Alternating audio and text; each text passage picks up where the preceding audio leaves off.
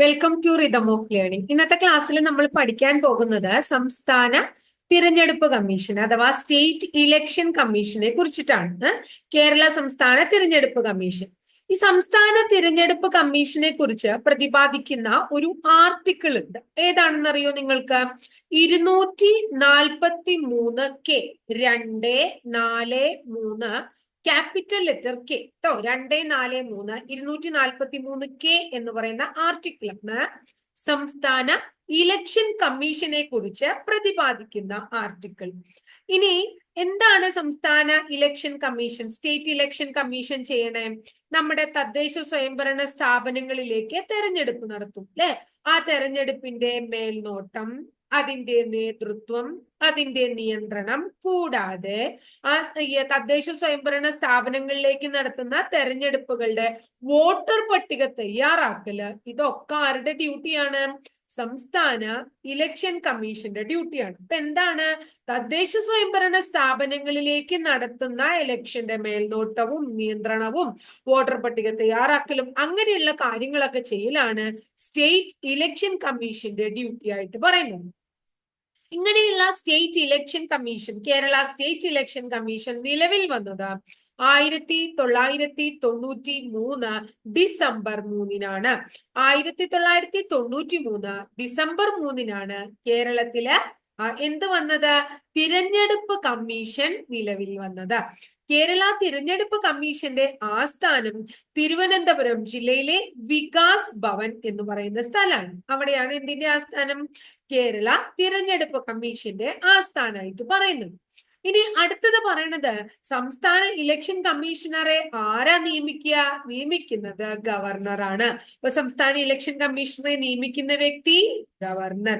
ഈ സംസ്ഥാന ഇലക്ഷൻ കമ്മീഷണറുടെ സേവന വ്യവസ്ഥകൾ എന്തൊക്കെയാണ്? കാലാവധി എന്നാണ് ഒക്കെ തീരുമാനിക്കാനുള്ള അവകാശം ആരിൽ നിക്ഷിപ്തമാണ്? ഗവർണറിൽ തന്നെ നിക്ഷിപ്തമാണ്. ഇനി സംസ്ഥാന ഇലക്ഷൻ കമ്മീഷണറെ നിയമിച്ചിട്ട് അദ്ദേഹത്തിന്റെ രാജി കൊടുക്കണമെങ്കിലോ അതും ആർക്ക് തന്നെ കൊടുക്കണം? ഗവർണർക്ക് തന്നെ കൊടുക്കണം. ഇപ്പൊ സംസ്ഥാന ഇലക്ഷൻ കമ്മീഷണറുടെ സേവന വ്യവസ്ഥകള്, കാലാവധി തുടങ്ങിയവ നിശ്ചയിക്കുന്നതും അദ്ദേഹം രാജി സമർപ്പിക്കേണ്ടതും അദ്ദേഹത്തെ നിയമിക്കുന്നതും ഒക്കെ തന്നെ ആരാണ്? ഗവർണറാണ്. സംസ്ഥാന ഇലക്ഷൻ കമ്മീഷണറുടെ കാലാവധി 5 വർഷമോ 65 വയസ്സുമാണ്. 5 വർഷമോ 65 വയസ്സുമാണ് സംസ്ഥാന ഇലക്ഷൻ കമ്മീഷണറുടെ കാലാവധിയായിട്ട് പറയുന്നത്. ഈ സംസ്ഥാന ഇലക്ഷൻ കമ്മീഷണർക്ക് ദേശീയ ഇലക്ഷൻ കമ്മീഷണറെ പോലെ തന്നെ സ്വയംഭരണാവകാശം ഉണ്ട്. മനസ്സിലാവുണ്ടോ? ഒരു നാഷണൽ ഇലക്ഷൻ അല്ലെങ്കിൽ സെൻട്രൽ ഇലക്ഷൻ കമ്മീഷണറെ പോലെ തന്നെ, കേന്ദ്ര ഇലക്ഷൻ കമ്മീഷണറെ പോലെ തന്നെ സ്വയംഭരണ അവകാശമുള്ള ഒരു വ്യക്തിയാണ് നമ്മുടെ സ്റ്റേറ്റ് ഇലക്ഷൻ കമ്മീഷണറും. ഇത് സ്റ്റേറ്റ് ഇലക്ഷൻ കമ്മീഷൻ എന്ന് പറയുന്നത് ഒരു സ്വതന്ത്ര പദവിയാണ്. കേന്ദ്ര തെരഞ്ഞെടുപ്പ് കമ്മീഷനുമായിട്ട് യാതൊരുവിധ ബന്ധവുമില്ല. അത് ഓർത്തു വെക്കണം. അതുപോലെ തന്നെ അടുത്ത നമ്മളോട് പറയുന്നത് 243 എന്ന് പറയുന്ന ആർട്ടിക്കിളിലാണ് സംസ്ഥാന ഇലക്ഷൻ കമ്മീഷനെ കുറിച്ച് പ്രതിപാദിക്കണേന്ന് പറഞ്ഞു. ഇപ്പൊ സ്റ്റേറ്റ്മെന്റ് രൂപത്തിലൊരു ചോദ്യം തന്നിട്ട് താഴെ പറയുന്നവയിൽ ഇലക്ഷൻ കമ്മീഷൻ, കേരളത്തില് ഇലക്ഷൻ കമ്മീഷനുമായിട്ട് ബന്ധമില്ലാത്ത ആർട്ടിക്കിൾ ഏതാണ്, അല്ലെങ്കിൽ ബന്ധമുള്ള ആർട്ടിക്കിൾ ഏതാണെന്നൊക്കെ പറഞ്ഞ് ഒരു ആർട്ടിക്കിളും കൂടി തരാണ്. അതായത് 243 കൂടാതെ 243 ZA, 243 ZA, ഇസഡും എയും ക്യാപിറ്റൽ തന്നെയാണ്. അപ്പോ ഈ 243 ZA പ്രത്യേകത എന്താ? ആർട്ടിക്കിളിന്റെ മുനിസിപ്പാലിറ്റികളിലേക്കുള്ള എല്ലാ തിരഞ്ഞെടുപ്പുകൾക്കുമുള്ള സമ്മതിദായക പട്ടികകൾ തയ്യാറാക്കുന്നതിന്റെയും തെരഞ്ഞെടുപ്പുകൾ നടത്തുന്നതിന്റെയും മേൽനോട്ടം വഹിക്കുന്നതിന്റെയും നിയന്ത്രണങ്ങളും നിർദ്ദേശങ്ങളും നടത്തുന്നതിന്റെയും ഡ്യൂട്ടി സംസ്ഥാന തെരഞ്ഞെടുപ്പ് കമ്മീഷനിൽ നിക്ഷിപ്തമാണ് എന്ന് പറയുന്നത് എവിടെയാത്രേ? 243 ZA-യിലാണ്. 243 243 ZA ഒക്കെ തന്നെ സംസ്ഥാന ഇലക്ഷൻ കമ്മീഷനെ കുറിച്ച് പ്രതിപാദിക്കുന്ന ആർട്ടിക്കിൾ തന്നെയാണ് കേട്ടോ. അതായത് ഇലക്ഷൻ കമ്മീഷന്റെ ഡ്യൂട്ടികളെ കുറിച്ച് പറയുന്നുണ്ട്. മറ്റേ 243K മൊത്തത്തില് സംസ്ഥാന ഇലക്ഷൻ കമ്മീഷനെ കുറിച്ച് പ്രതിപാദിക്കുന്നുവെങ്കിൽ മുനിസിപ്പാലിറ്റിയെ കുറിച്ച് പ്രത്യേകം പറയുന്നതാണ് 243Z എന്ന് പറയുന്നത്. ഇനി സംസ്ഥാനത്ത് നമ്മുടെ തദ്ദേശ സ്വയംഭരണ സ്ഥാപനങ്ങളിലേക്കുള്ള തെരഞ്ഞെടുപ്പുകൾ മാത്രമല്ല നടക്കുക, എന്ത് നടക്കും? അതായത് നിയമസഭയിലേക്കുള്ള തെരഞ്ഞെടുപ്പ് നടക്കും, പാർലമെന്റിലേക്കുള്ള തെരഞ്ഞെടുപ്പ് നടക്കും, അങ്ങനെയൊക്കെ നടക്കും. അപ്പൊ ഈ നിയമസഭകളിലേക്കും പാർലമെന്റുകളിലേക്കും തെരഞ്ഞെടുപ്പ് നടക്കുമ്പോ അത് നിയന്ത്രിക്കാൻ വേണ്ടി കേന്ദ്ര തിരഞ്ഞെടുപ്പ് കമ്മീഷണർ ഒരു ഓഫീസറെ നിയമിക്കും. ആ ഓഫീസറുടെ പേരാണ് ചീഫ് ഇലക്ടറൽ ഓഫീസർ. ഇപ്പൊ സംസ്ഥാനത്ത് നടക്കുന്ന നിയമസഭാ തിരഞ്ഞെടുപ്പ്, പാർലമെന്റ് തിരഞ്ഞെടുപ്പ് എന്നിവ നിയന്ത്രിക്കുന്നതിനും നടത്തുന്നതിനും വേണ്ടി കേന്ദ്ര തിരഞ്ഞെടുപ്പ് കമ്മീഷൻ നിയമിക്കുന്ന ഉദ്യോഗസ്ഥനെ ചീഫ് ഇലക്ടറൽ ഓഫീസർ എന്ന് വിളിക്കുന്നു. ക്ലിയർ ആയോ? ഇനി അടുത്തത് നമ്മളോട് ചോദിക്കുകയാണ്, കേരളത്തിൽ ഇലക്ഷൻ കമ്മീഷൻ 93 ഡിസംബർ 3 വന്നു എന്നൊക്കെ പറഞ്ഞു, 243K ആന്ന് പറഞ്ഞു. നിയമിക്കണതും നീക്കം ചെയ്യണത്, രാജിവെക്കണതും അല്ലെ, ഡ്യൂട്ടിയും കാര്യങ്ങളൊക്കെ തീരുമാനിക്കുന്നതൊക്കെ ഗവർണറാണ്. 5 വർഷവും 65 വയസ്സും കാലയളവൊക്കെ ഉണ്ട് പറഞ്ഞു. അപ്പൊ ചോദിക്കുകയാണ്, നമ്മുടെ കേരളത്തിൽ ആദ്യത്തെ ഇലക്ഷൻ കമ്മീഷണർ ആരാണ്? MSK രാമസ്വാമി. കേരളത്തിലെ ആദ്യ ഇലക്ഷൻ കമ്മീഷണറുടെ പേര് MSK രാമസ്വാമി എന്നും രണ്ടാമത്തെ ഇലക്ഷൻ കമ്മീഷണറുടെ പേര് MS ജോസഫ്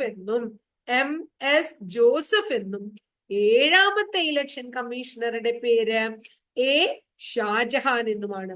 ചിലപ്പോ ചോദിക്കില്ല, അതായത് എന്താ ചെയ്യാ, കേരള സംസ്ഥാന ഇലക്ഷൻ കമ്മീഷണർ ആരെന്നൊന്നും ആവില്ല ചോദിക്കാം. അതായത് രണ്ടാമത്തെ ആളാര്, ഏഴാമത്തെ ആളാര്, അങ്ങനെയൊക്കെ നമ്പർ ഇട്ട് ചോദിക്കാം. കാരണം ഇപ്പോഴത്തെ ഒരു PSCയുടെ ട്രെൻഡ് അനുസരിച്ച് അങ്ങനെയുള്ള ചോദ്യങ്ങൾ വരുന്നുണ്ട്. ഒക്കെ ആദ്യത്തെ ആളെയും ലാസ്റ്റത്തെ ആളെയും മാത്രമേ ചോദിക്കുള്ളൂ. ഇപ്പൊ ഇടയിലുള്ളവരും ആരൊക്കെ ഇലക്ഷൻ കമ്മീഷണർ ആയി എന്ന് വരെ പഠിക്കേണ്ട ഒരു സ്ഥിതിയാണ് നമുക്ക്. അപ്പൊ ഇത്തരം കാര്യങ്ങളാണ് ഇന്നത്തെ ഇലക്ഷൻ കമ്മീഷനെ കുറിച്ച്, സ്റ്റേറ്റ് ഇലക്ഷൻ കമ്മീഷനെ കുറിച്ച് പ്രതിപാദിക്കുന്ന ഈ ക്ലാസ്സിൽ പറയാനുള്ളത്. ഒന്നുകൂടി നമുക്ക് പറഞ്ഞു നിർത്തിയാലോ? സംസ്ഥാന ഇലക്ഷൻ കമ്മീഷനെ കുറിച്ച് പ്രതിപാദിക്കുന്ന ആർട്ടിക്കിൾ 243K ആണ്. എന്നാൽ മുനിസിപ്പാലിറ്റികളിലേക്കുള്ള തെരഞ്ഞെടുപ്പുകളെ കുറിച്ചും കാര്യങ്ങളെ കുറിച്ചും ഒക്കെ പറയുന്നത് 243Z അല്ലെ. ഇനി സംസ്ഥാന ഇലക്ഷൻ കമ്മീഷന്റെ പ്രത്യേകത എന്താ പറഞ്ഞേ? അതൊരു സ്വതന്ത്ര പദവിയാണ്. എന്താ പറയാ, സ്വയംഭരണാവകാശം ഉണ്ട്. കേന്ദ്ര തെരഞ്ഞെടുപ്പ് കമ്മീഷണറുമായിട്ട് യാതൊരുവിധ ബന്ധമൊന്നുമില്ല. എന്നാൽ നിയമസഭയിലേക്കും പാർലമെന്റിലേക്കും ഒക്കെ ഉള്ള തെരഞ്ഞെടുപ്പ് നമ്മുടെ സംസ്ഥാനത്ത് നടക്കുമ്പോൾ കേന്ദ്രത്തിന്റെ തെരഞ്ഞെടുപ്പ് കമ്മീഷണർ ഇവിടെ ഒരു ഉദ്യോഗസ്ഥനെ നിയമിക്കും. അദ്ദേഹത്തിന്റെ പേര് ചീഫ് ഇലക്ടറൽ ഓഫീസർ എന്നാണ്. അത്രയും പറഞ്ഞു. ഇനി തദ്ദേശ സ്വയംഭരണ സ്ഥാപനങ്ങളിലേക്കുള്ള തെരഞ്ഞെടുപ്പ്, മുനിസിപ്പാലിറ്റി മാത്രമല്ല, മെയിൻ ആയിട്ട് തദ്ദേശ സ്വയംഭരണ സ്ഥാപനങ്ങളിലേക്ക് തെരഞ്ഞെടുപ്പ്, മേൽനോട്ടം, വോട്ടർ പട്ടിക തയ്യാറാക്കുക, നിയന്ത്രണങ്ങൾ ഏർപ്പെടുത്തുക, അതൊക്കെ ആരുടെ ഡ്യൂട്ടിയാണ്? സംസ്ഥാന തെരഞ്ഞെടുപ്പ് കമ്മീഷന്റെ ഡ്യൂട്ടിയാണ് അല്ലെ. ഇനി നിലവിൽ വന്നത് 93 ഡിസംബർ 3 ഇനി നിയമിക്കുന്നത് ഗവർണറാണ്. അതുപോലെ തന്നെ പറഞ്ഞു, സേവന വ്യവസ്ഥകൾ ആര് തീരുമാനിക്കും? ഗവർണർ തീരുമാനിക്കും. കാലാവധി ആര് തീരുമാനിക്കും? ഗവർണർ തീരുമാനിക്കും. രാജി ആർക്ക് കൊടുക്കണം? ഗവർണർക്ക് തന്നെ കൊടുക്കണം അല്ലെ. ഇനി എത്രയാണ് കാലയളവ്? സംസ്ഥാന ഇലക്ഷൻ കമ്മീഷന്റെ കാലാവധി എത്രയാ? ഒന്നുകിൽ 5 വർഷം അല്ലെങ്കിൽ 65 വയസ്സ്. ഇപ്പൊ 63 വയസ്സ് വയസ്സുള്ള ആളാണ് അപ്പോയിന്റ്മെന്റ് കിട്ടണ വ്യക്തി എന്ന് വെച്ചാൽ 2 വർഷം ഉണ്ടാവുള്ളൂ അല്ലെ. 65 വയസ്സ് വരെ നിൽക്കാൻ പറ്റുള്ളൂ. ഒന്നുകിൽ 5 വർഷം അല്ലെങ്കിൽ 65 വയസ്സ് എന്നാണ് പറയുന്നത്. ഇനി അതുപോലെ തന്നെ എന്താ പറയാ, നമ്മൾ പറഞ്ഞു മുനിസിപ്പാലിറ്റികളുടെ 243ZA ആണ് ആർട്ടിക്കിൾ അല്ലെ. ഇനി കേരളത്തിലെ ആദ്യത്തെ ഇലക്ഷൻ കമ്മീഷണർ MS രാമസ്വാമി. രണ്ടാമത്തെ ആണെങ്കിലോ MSK രാമസ്വാമി കേട്ടോ. രണ്ടാമത്തെ ആള് MS ജോസഫ്. ഏഴാമത്തെ ആൾ ആരാണ്? A ഷാജഹാൻ ആണ്. അപ്പൊ ഇത്രയാണ് ഇന്നത്തെ കേരളത്തിലെ ഇലക്ഷൻ കമ്മീഷൻ എന്ന് പറയുന്ന ടോപ്പിക്കിനെ കുറിച്ച് പഠിക്കാനുള്ളത്. വളരെ ഇമ്പോർട്ടന്റ് ആയിട്ടുള്ള ഒരു ടോപ്പിക്കാണ്. കാരണം എന്തുകൊണ്ടാണെങ്കിൽ പരീക്ഷകൾക്കൊക്കെ ഇലക്ഷൻ കമ്മീഷൻ എന്താ പറയാ, കാലയളവ് അല്ലെങ്കിൽ രാജി കൊടുക്കുന്നത്, വന്ന വർഷം, അങ്ങനെയുള്ള കാര്യങ്ങളൊക്കെ തന്നെ ചോദിച്ച് കണ്ടിട്ടുള്ളതാണ്. അപ്പൊ നിങ്ങൾ പഠിക്കുക കേട്ടോ. ക്ലാസ് ഇഷ്ടപ്പെട്ടു വെച്ചാൽ തീർച്ചയായിട്ടും ഒന്ന് ലൈക്ക് ചെയ്യുക. ലൈക്ക് ചെയ്യുന്നതോടൊപ്പം ഇഷ്ടപ്പെട്ട ക്ലാസ് വെച്ചാൽ നിങ്ങളുടെ കുട്ടികൾക്കൊന്ന്, കൂട്ടുകാർക്കൊന്ന് ഷെയർ ചെയ്ത് കൊടുക്കൂ. ആദ്യമായിട്ട് എന്റെ ചാനൽ കാണുന്ന കുട്ടികളാണ്, എന്റെ ചാനൽ ഇഷ്ടമായി, ക്ലാസ് ഇഷ്ടമായി വെച്ചാൽ തീർച്ചയായിട്ടും ഒന്ന് സബ്സ്ക്രൈബ് ചെയ്യുക. സബ്സ്ക്രൈബ് ചെയ്യുന്നതോടൊപ്പം ബെൽ ബട്ടൺ കൂടി ക്ലിക്ക് ചെയ്യുമ്പോൾ ഞാൻ ഓരോ ദിവസം അപ്ലോഡ് ചെയ്യുന്ന വീഡിയോസ് നിങ്ങൾക്ക് നോട്ടിഫിക്കേഷൻ ആയിട്ട് ലഭിക്കുകയും ചെയ്യും. അപ്പൊ അടുത്ത ദിവസം വളരെ നല്ലൊരു ടോപ്പിക്കുമായി നമുക്ക് വീണ്ടും കാണാം കേട്ടോ.